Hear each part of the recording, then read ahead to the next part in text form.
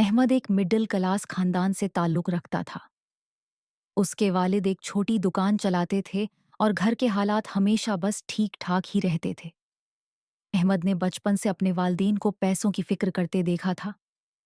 कभी बिजली का बिल, कभी घर का किराया और कभी महीने के आखिर में खाली जेब। एक दिन अहमद ने अपने वालिद से पूछा, अबू, क्या हम कभी अमीर नहीं बन सकते? उनके वालिद ने खामोशी से जवाब दिया, बेटा, गरीब होना मसला नहीं, गरीब सोच रखना मसला है। ये अल्फाज अहमद के दिल में बैठ गए। उस दिन के बाद अहमद ने अपनी सोच बदलने का फैसला किया। जहां उसके दोस्त सिर्फ नौकरी के ख्वाब देखते थे, वहां अहमद स्किल्स सीखने लगा।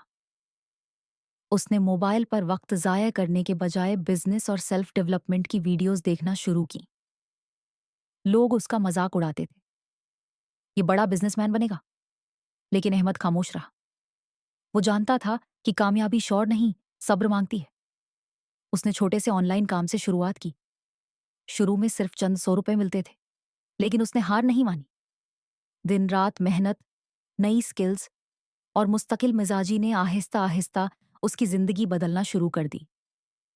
5 साल बाद वही अहमद, जिसके पास कभी बस का किराया मुश्किल से होता था, आज अपनी गाड़ी में अपने वालदीन को घुमाने ले जा रहा था। उसकी मां की आंखों में खुशी के आंसू थे।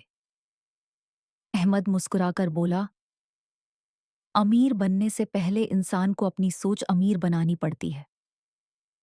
याद रखो, मिडिल क्लास होना तुम्हारी किस्मत हो सकती है, लेकिन हमेशा मिडिल क्लास रहना सिर्फ तुम्हारी सोच पर मुनहसर है।